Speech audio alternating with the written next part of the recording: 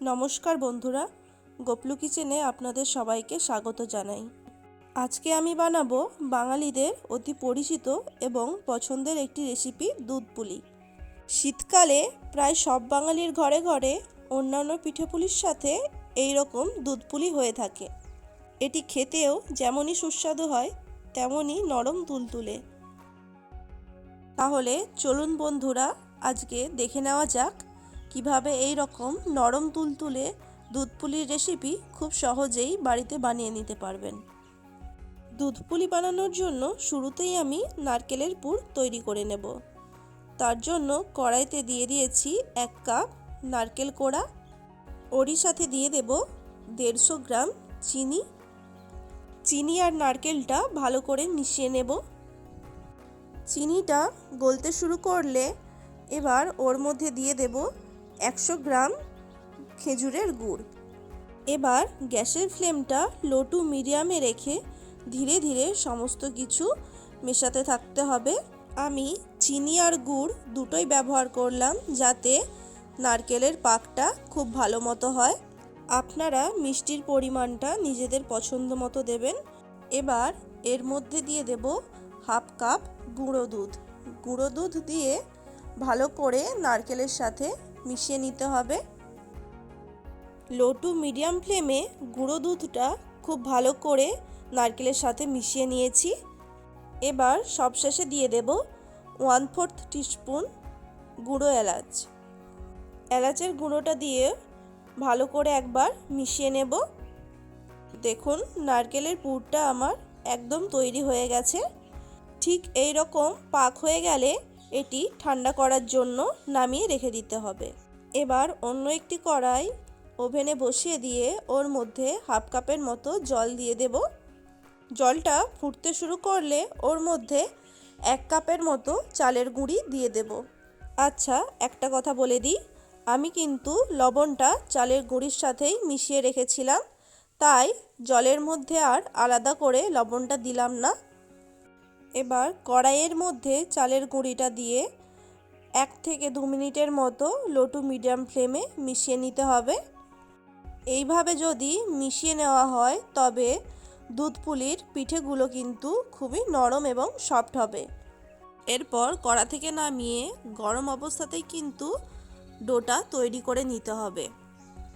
এবার হাত দিয়ে খুব ভালো করে মাখিয়ে ডোটা তৈরি করে নেব। যত ভালো করে মাখানো হবে ডোটা কিন্তু ততটাই সফট হবে। দেখুন, একদম সফট ডো তৈরি হয়ে গেছে।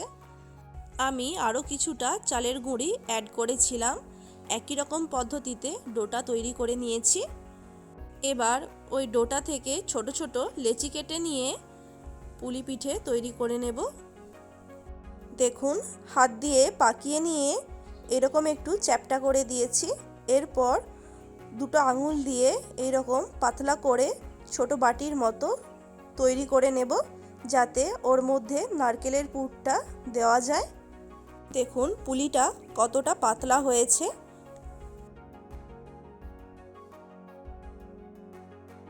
মাঝখানটা এইরকম গর্ত করে নিয়ে ওর মধ্যে অল্প পরিমাণে নারকেলের পুর দিয়ে দিতে হবে। নারকেলের পুর কিন্তু বেশি পরিমাণে দেওয়া যাবে না, তাতে পিঠেগুলো ফেটে যেতে পারে। একই রকমভাবে আমি অনেকগুলো পিঠে তৈরি করে নিয়েছি। এই রকম যদি ভাঁজ করে পিঠেগুলো মুড়ে নেওয়া হয় তাহলে নারকেলের পুর বেরিয়ে যাওয়ার সম্ভাবনা থাকে না। এবার কড়াইয়ের মধ্যে 1.5 লিটার লিকুইড দুধ নিয়েছি। খুব ভালো করে দুধটা ফুটিয়ে নেব। এবার দুধটা ফুটে গেলে ওর মধ্যে 200 গ্রাম চিনি দিয়ে দেব। মিষ্টিটা আপনারা যেরকম পরিমাণে খেতে চান তার পরিমাণ হিসেবে চিনি ব্যবহার করবেন। এবার দুধের সাথে চিনিটা মিশিয়ে দিয়ে ওর মধ্যে পিঠেগুলো একে একে দিয়ে দেব। পিঠেগুলো যদি হাত দিয়ে দিতে অসুবিধে হয় এই রকম একটি হাতা নিয়ে নেবেন, তাতে পিঠেগুলো দেওয়ার সময় ভেঙে যাবে না। এবার পিঠেগুলো দুধের মধ্যে দিয়ে খুব সাবধানে একটি খুন্তি দিয়ে নাড়াচাড়া করতে হবে। এভাবে 15 মিনিটের মতো পিঠেগুলোকে ফুটতে দিতে হবে। আর অবশ্যই এই সময় গ্যাসের ফ্লেম বাড়িয়ে রাখতে হবে। এবার এর মধ্যে দিয়ে দেব হাফ টিস্পুন এলাচের গুঁড়ো। এলাচের গুঁড়োটা দুধের সাথে মিশিয়ে দিতে হবে। 10 মিনিট পিঠেগুলো সেদ্ধ করে নিয়েছি। এবার গ্যাসের ফ্লেমটা অফ করে দিয়ে ওর মধ্যে হাফ কাপের মতো খেজুরের গুড় মিশিয়ে নেব।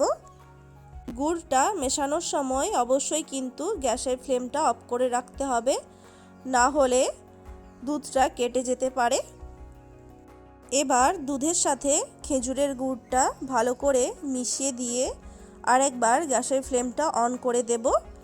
এরপর আরও 5 মিনিট ফুটিয়ে নেওয়ার পর পুলি পিঠে সম্পূর্ণ তৈরি হয়ে যাবে। দেখুন বন্ধুরা, দুধ পুলি সম্পূর্ণ তৈরি হয়ে গেল। এবার গ্যাসের ফ্লেমটা অফ করে দেব। এরপর দুধ পুলি কিছুক্ষণ ঠান্ডা হতে দেব, কারণ যে কোনো পিঠে ঠান্ডা হয়ে গেলে তার স্বাদ আরও বেড়ে যায়। আজকের এই দুধ পুলির রেসিপিটা কেমন লাগলো বন্ধুরা, অবশ্যই কমেন্ট করে জানাবেন। ভালো লাগলে ভিডিওটিতে একটি লাইক করে দেবেন। আর আমার চ্যানেলে নতুন বন্ধু হয়ে থাকলে অবশ্যই চ্যানেলটিকে সাবস্ক্রাইব করে পাশে থাকা বেল আইকনটি প্রেস করে দেবেন। দেখুন বন্ধুরা, আমি একটি পিঠে কেটে দেখিয়ে দিচ্ছি কতটা সুন্দর এবং নরম হয়েছে। সুস্থ থাকবেন, ভালো থাকবেন। সম্পূর্ণ রেসিপিটা দেখার জন্য ধন্যবাদ।